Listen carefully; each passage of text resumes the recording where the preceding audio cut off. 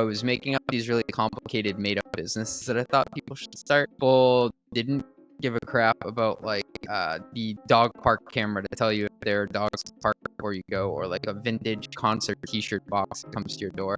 But what they did care about were the metrics that I was talking about. I remember there was this day that I was in an Uber on the way to the airport, and the driver said like, "Oh, what do you do for a living?" Like trying to make small talk, and I said, "Oh, I'm a writer." And he's like, "What do you write about?" I'm like, I mostly metrics." Hey everyone, welcome to the podcast. Today I sat down with CJ Gustafson, and he is the founder and the author of mostlymetrics.com, and he is also the CFO of Parts Tech, a Series C growth stage software company that helps auto shops manage their supplies. The internet's the last place in the world where you can write yourself into any. And a lot of people think I've been a CFO for longer than I have. I'm on my second year now, and everybody thinks that because I write about CFO stuff, I've been doing it for 20 years. And then they look at me, they're like, "You look kind of young." It's like, well, I'm not doing CFO work by day and pottery by night. I'm not doing hardcore painting. They're two related things that inform one another.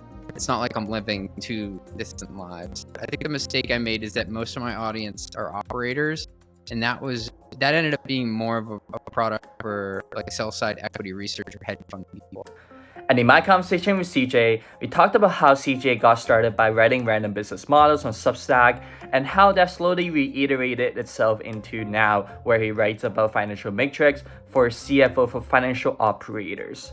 And we talked about how content creation can be complementary to your day job. And we also talked about a few examples and case studies where he has sold digital products that succeeded and failed. And welcome to my conversation with CJ.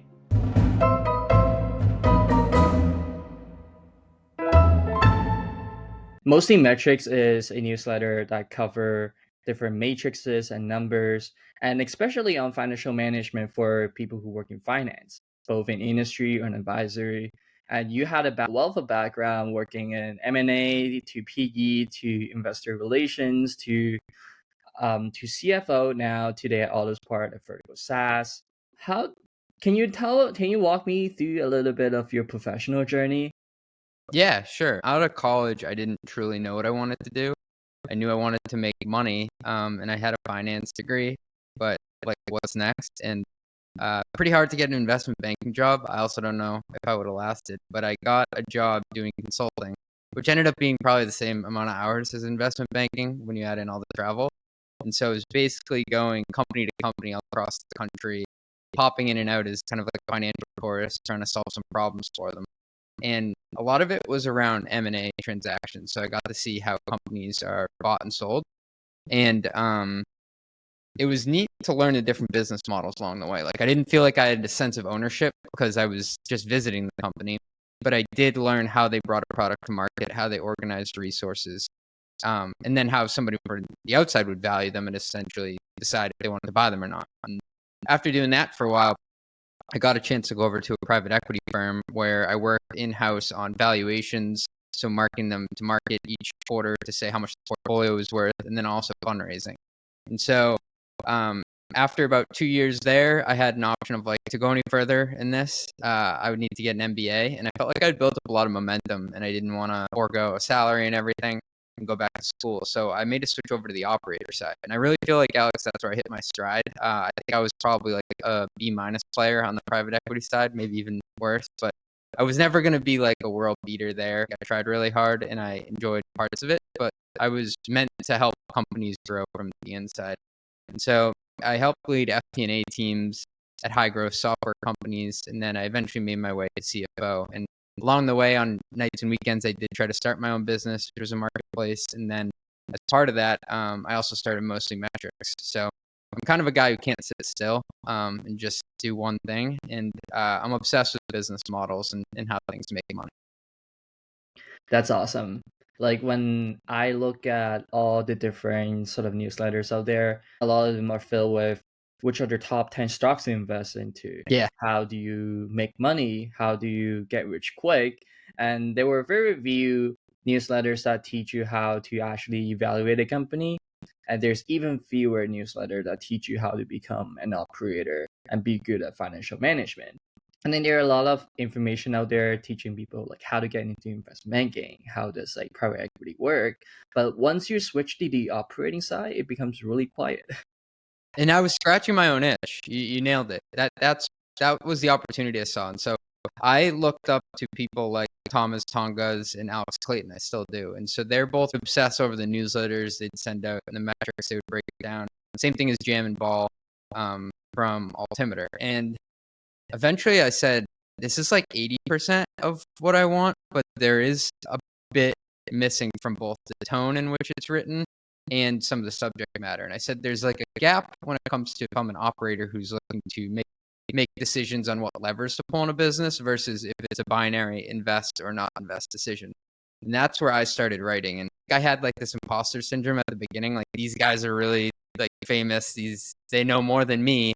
Who am I? At the time, I was just a director at a software company. Who am I to put myself out there and say like I'm a subject matter expert at it?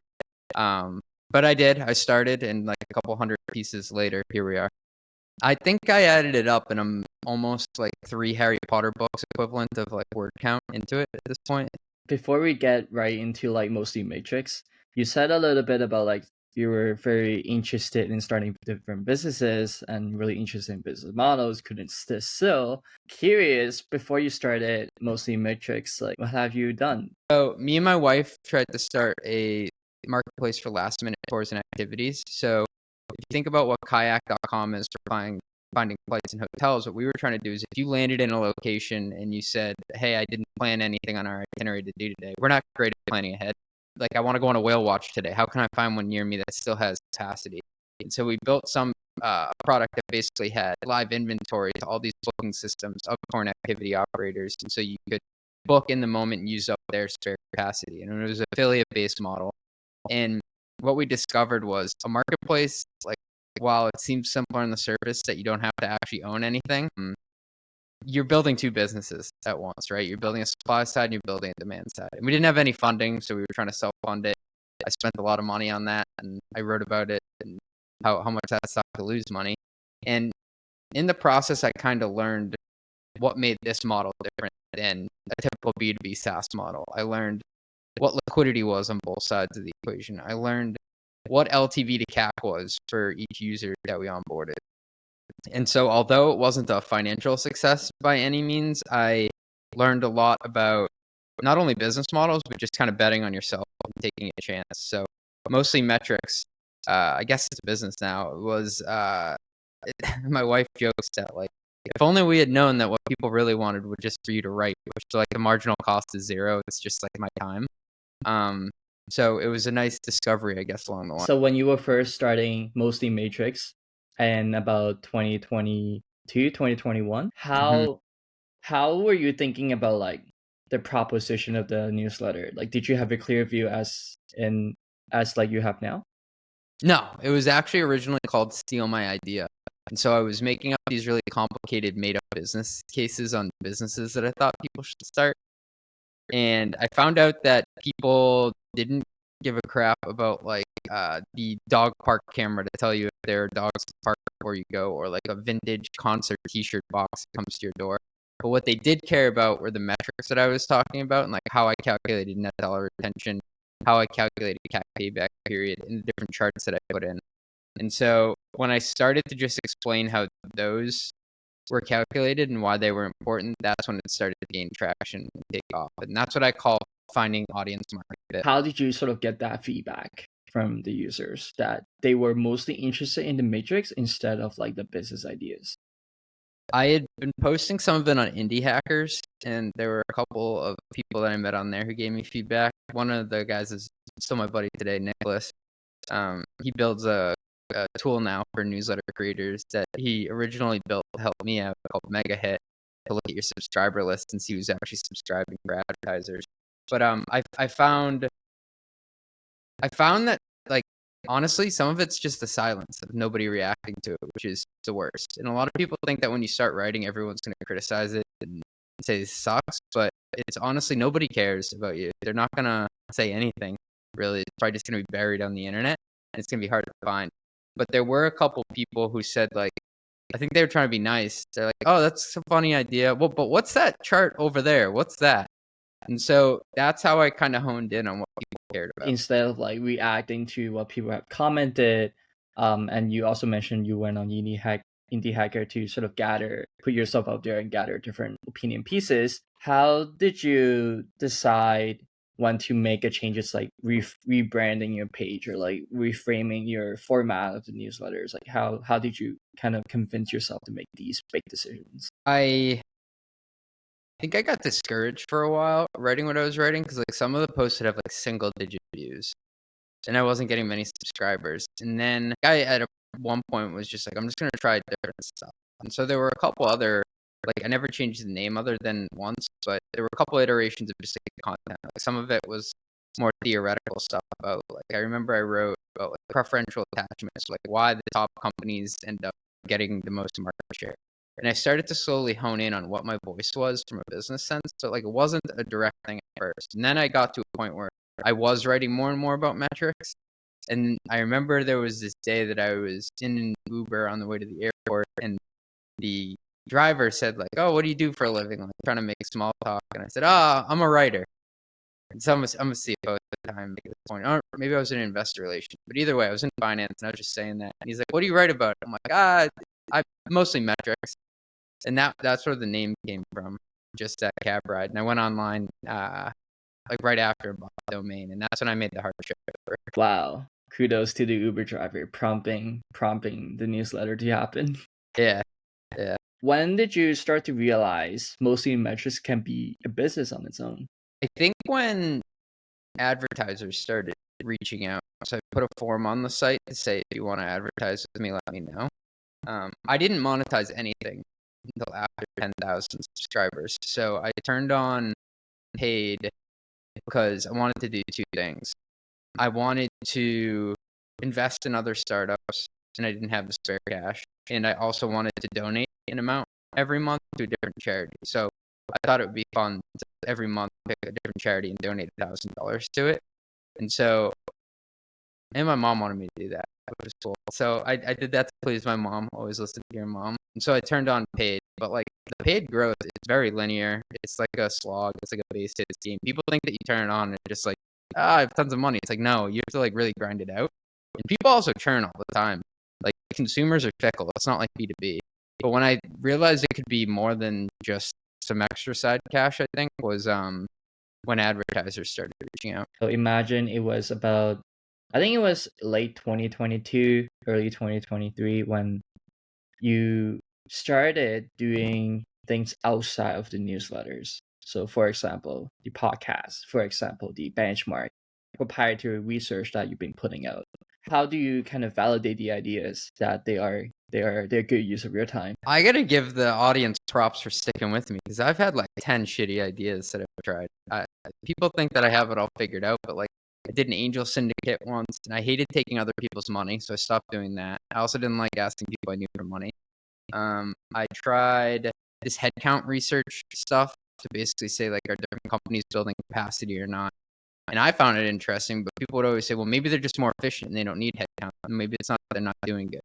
So I'm like, okay, people don't want that. And there were a couple other things I tried as well. What has worked well is the comp database that I created. And that was scratching my own itch because when I started my own job, I had no idea how much equity to ask for. And I even asked my friends in VC, and they had terrible benchmarks on it. They didn't really know. So I'm like, fine, I'm just going to create it for myself. And then I ended up being able to build something that other people wanted too. It's trial and error, man. Like I'm working on something new right now as well, TBD.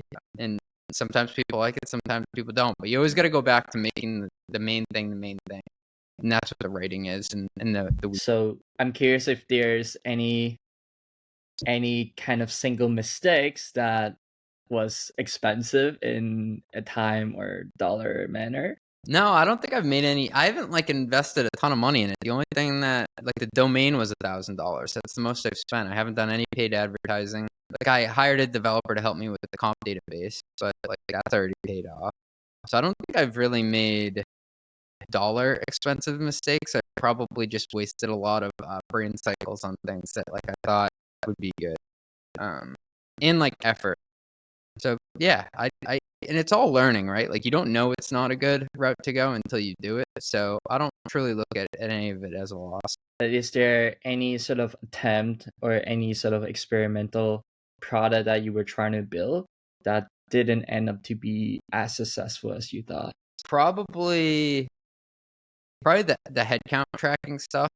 That one had some traction at first, but I think the mistake I made is that most of my audience are operators, and that ended up being more of a product for like sell side equity research or hedge fund people.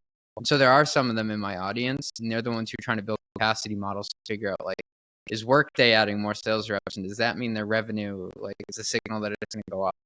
And so that was probably something I spent a ton of time on, and those reports took a while to do, and I had to like scrape data offline and whatnot. So that was something I wouldn't say failed. It just didn't like take off as well as I thought it could. It's interesting where like there is kind of like a gap between what you think the customers are and what the Yeah, customers expectation actually and reality. is up today. Like you have a pretty clear view of who the readers are. Like Yeah, they're mainly operators yeah, who do a lot of finance / strategy. yeah. Back then, like you didn't know that.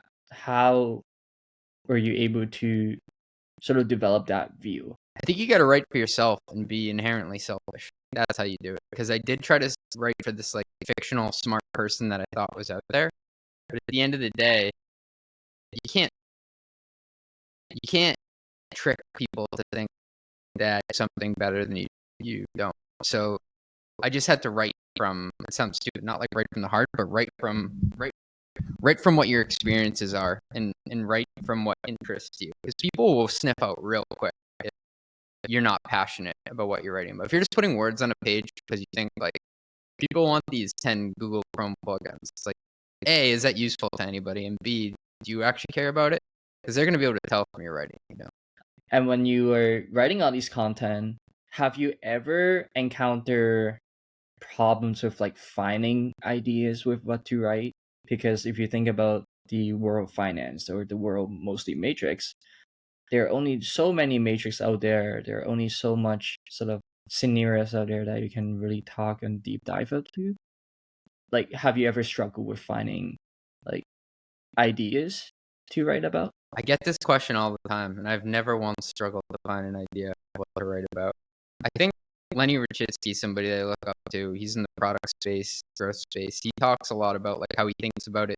He's filling in a puzzle, different puzzle pieces, and you can always go back to and like make a puzzle piece look better. And I think like the more I write, the more I discover of other things that are out there. And I still have a day job, and so I'm learning about things on the fly. So it's a virtuous cycle of that informing what I write about, and then what I write about, I learn there, and then bring it back to my job. This is a great segue to understanding you as a creator, sort of pursuing this parallel paths. So parallel paths refers to people who may have a day job that they work full time onto, but they also work on creative pursuits like the Mostly Matrix newsletters on side. Since you started when it was 2021, 2022, Yeah. you were still working in investor relations. Is that correct? Yeah, that's right. How has that experience been at the beginning? Well, I think it helped me crystallize what I was learning. And so a lot of people say, how do you do both at once? It's like, well, I'm not like doing CFO work by day and like pottery by night. I'm not doing like hardcore painting. Like they're two related things that inform one another. It's not like I'm living two distant lives. And I think that I do a good job of like being myself both at work and in my writing. So I'm also not like switching personalities or how I talk. It's just me all the time. And so I don't know. I people always ask like, how do you find enough time for it, or how do you like have the capacity? It's like to me, it's kind of all one train of thought that I'm pulling together. It's one kind of lifestyle of just being in businesses and thinking about business models all day. So there isn't as much quote unquote like context switching or code switching. Exactly, that's the right word for it, and that's what I was looking for. Like people assume there's a lot more context shifting, but at the end of the day, it's all the same game.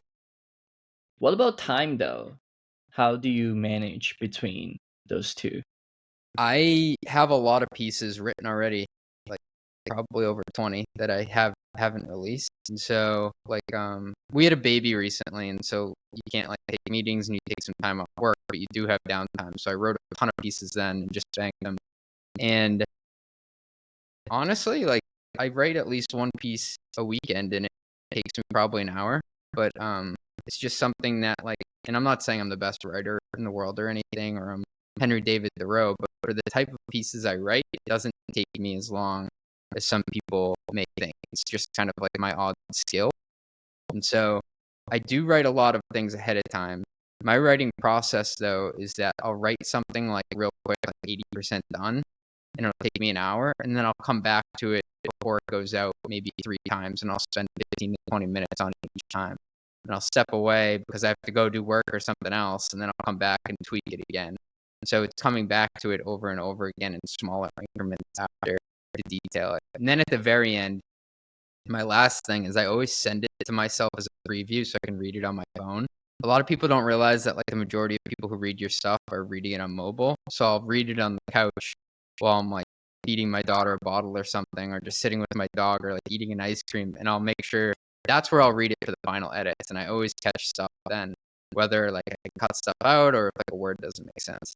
So is it correct if I frame it as when you're working your day job, you would always have like one, you have a backlog of pieces that you're ready to Yeah. release, and two, it's just like when it's not too busy, it's like normal times, you always find time to keep writing, get 80% done, and then sit back, come back again, get it done, and then go away, come back, send it to yourself, read on the couch, make sure it's ready to go, and then you press publish or schedule publish.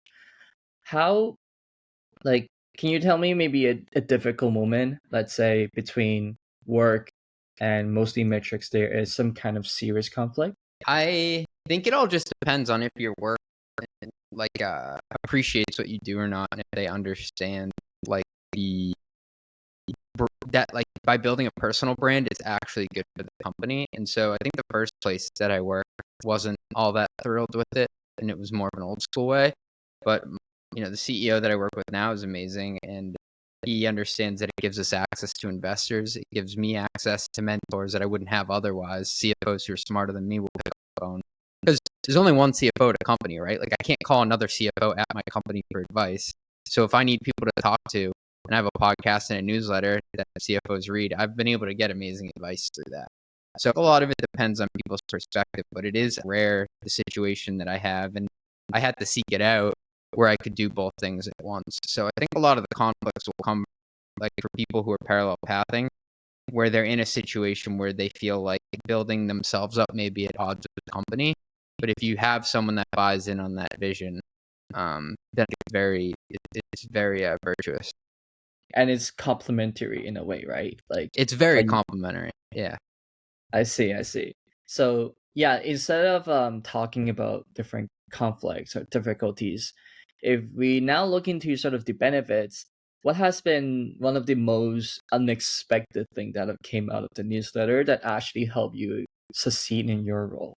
Yeah, I said at the beginning of the podcast that I looked up to Tom Tongas and Alex Clayton for years. I got to interview both of them on my podcast. So that was like a holy shit moment. Like, these people are picking up the phone for me. If you told CJ 2 years ago that, he'd be like floored by it. The other thing is that the internet's the last place in the world where you can like write yourself into any. And if you people, if they want to know who I am, they can just look at, if they want to consider if I'm smart. I think building a body of work is, a lot of people think I've been a CFO for longer than I have. I'm on my second year now, and everybody thinks that because I write about CFO stuff, I've been doing it for 20 years. And then they look at me, they're like, you look kind of young. So that's been a very unexpected thing too, where people give you a lot of credit, and I really don't think I'm smarter than most CFOs out there at all. I just think that I wrote it down. Awesome. So moving forward, I wanted to get into the most interesting session that is draw your income. So if I look into mostly Matrix, you have different sponsors, you have digital product, you have your podcast, you have pay memberships. How would you slice the pie chart? Yeah. So I won't talk about the income from my job, because I kind of look at that as separate, and I don't want to like compare the two.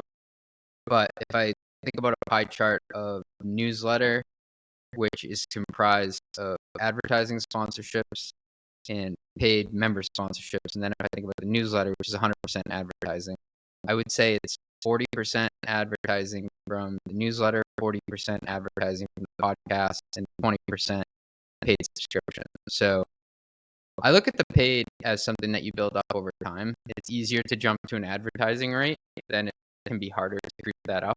Whereas paid, it's like slow and steady. Every time you do a good piece, Alex, you give yourself a raise. And so the paid still has to catch up with the advertising at this point. And are they mostly for advertising? Are they mostly inbounds, or did you reach out to advertisers? I'd say about 80% are inbounds, and they're B2B companies looking to sell software or banking solutions to my audience. What I was lucky to stumble upon is that I have a valuable ICP, ideal customer profile.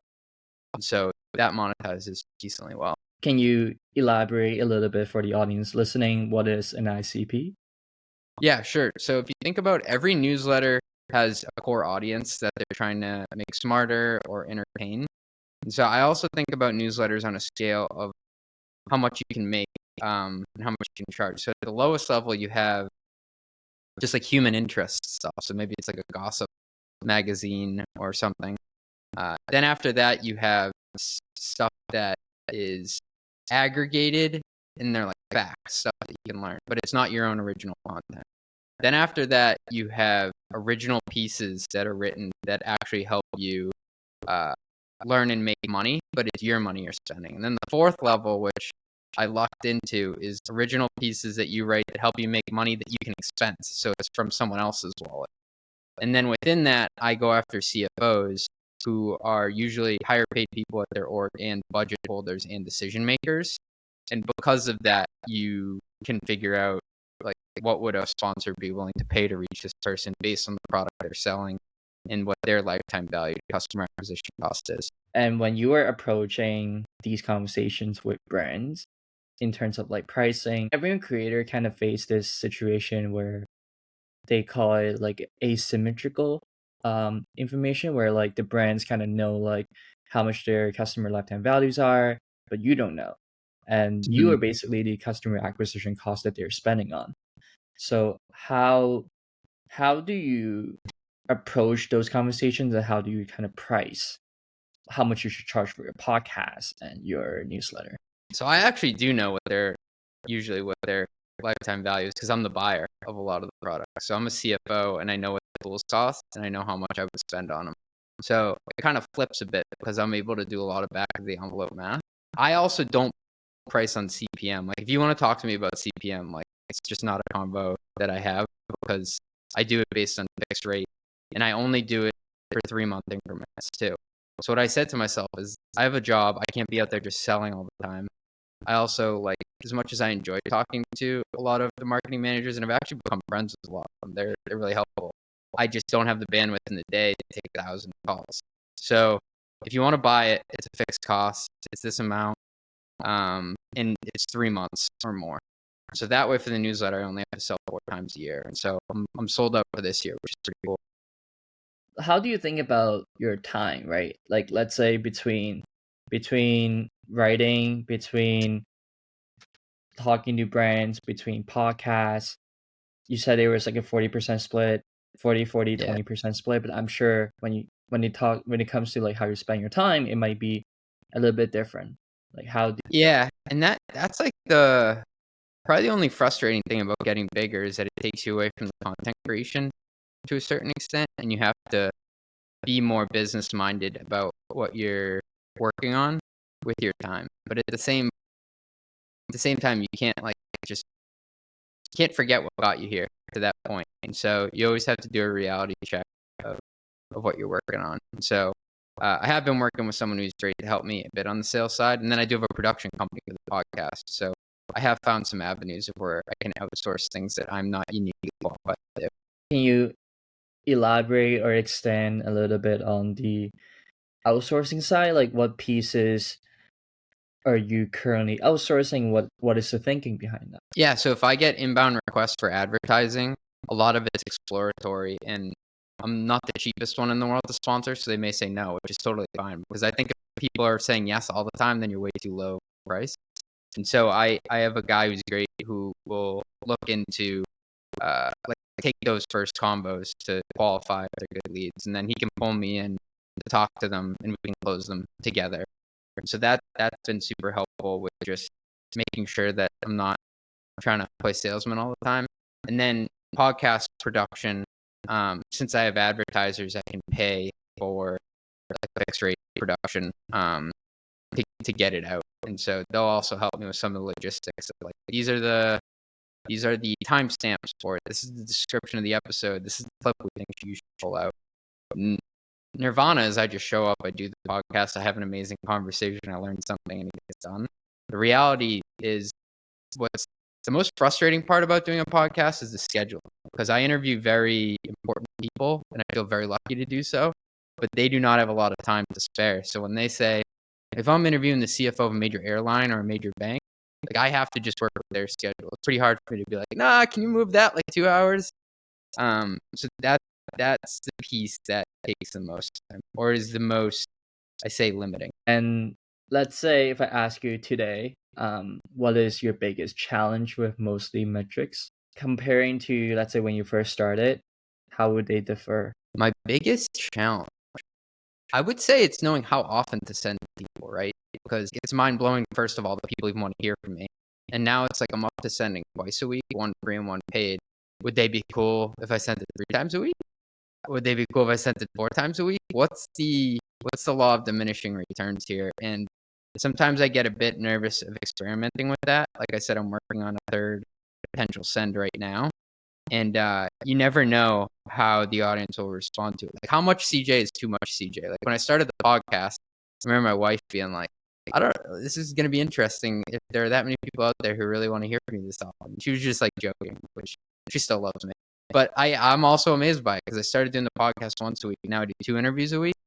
So now if you think about it, you can possibly hear from me 4 times a week. I'd get sick of hearing from myself at some point too. So that's what I'm really trying to hone in on. I don't know. With content, there is a notion, especially when you start making money, it's like, oh, up to the right, like all the time. You want to make it up to the right in terms of like, if you can send 4 times a week, 5 times a week, then you can charge, you have 4 times 5 times more inventory to sell to. But like, let's say if you think about, is it time efficient? Is it what I want And is it myself to be quality? doing? Yeah, people don't want more newsletters. They just want better newsletters. They want better information. Exactly.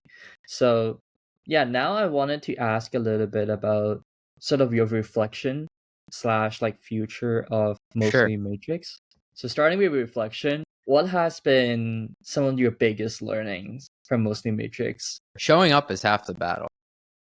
Pressing send every week, now twice a week, is half the battle. And not many people are willing to do that. I bet that weeds out 99% of the people. Like, you want to send it for 3 years straight?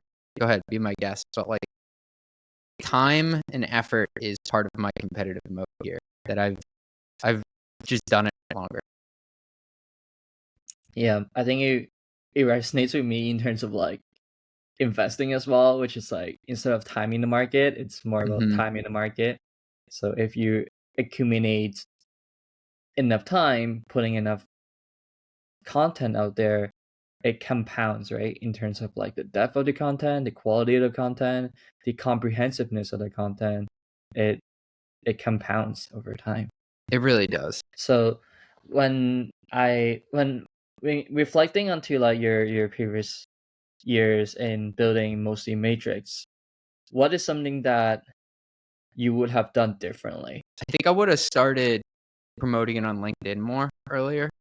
I was really big into Twitter until they changed the algorithms, which made it harder to share links. And I had a lot of the initial growth from Twitter, and I didn't really do too much on LinkedIn because I was too worried about mixing like my professional career with mostly metrics in the podcast. And eventually they just became one, right? Like I just had to admit this is who I am. And I am a CFO and I do write and do a podcast.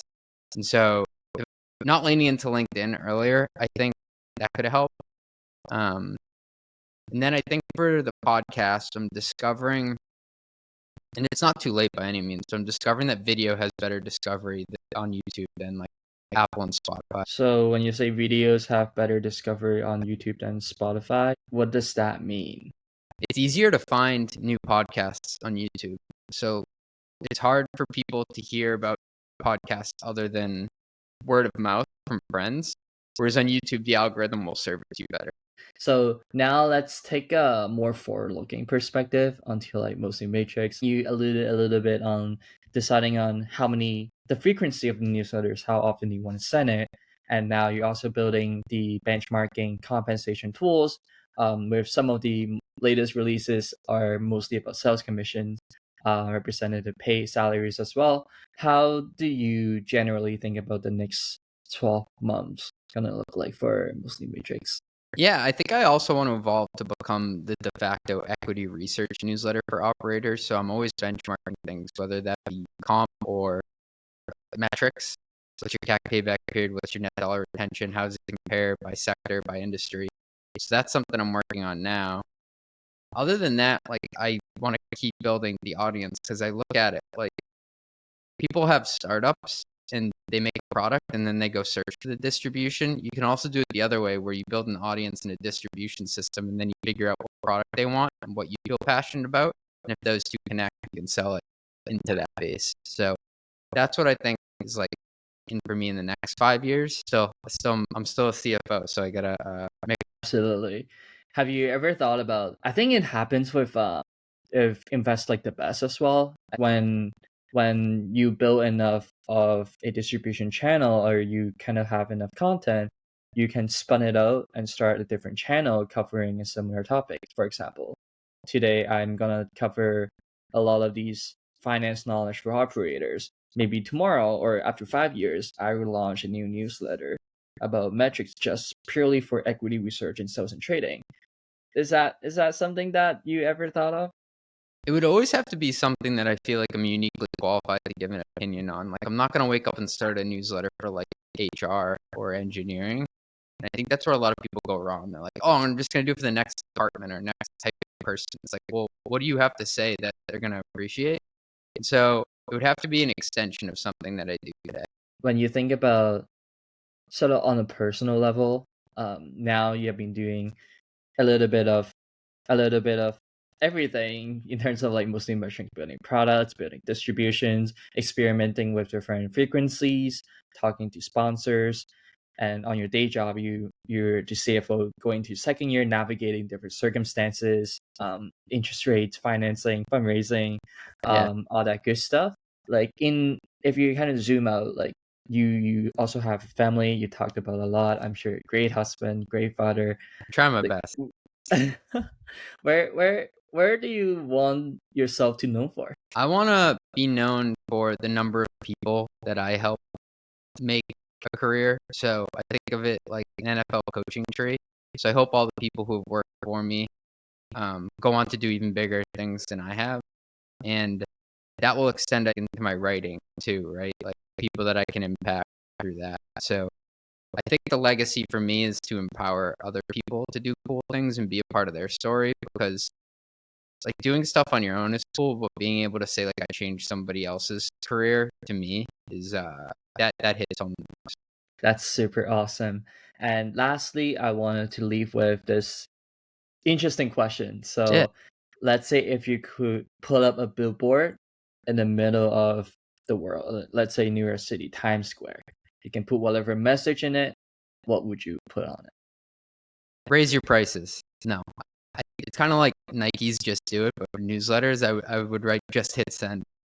Because what holds people back is they're afraid that there's going to be this mean person from middle school at the lunch table and they're all going to gather on a computer and say, like, look what Alex published. How dumb is this? Nobody gives a shit. Like, just write what you feel is something that can help other people and is interesting to you and hit send. And I guarantee nobody's going to look at the first few, but that's the first step. And it's very freeing once you hit send a couple times and you're like, I can do this. I can put myself out there. And so I wanted to write for years and I just didn't do it. And then once I hit send, it was like a different world. Awesome, man. Thank you so much for coming on the podcast. This wraps up for today's episode.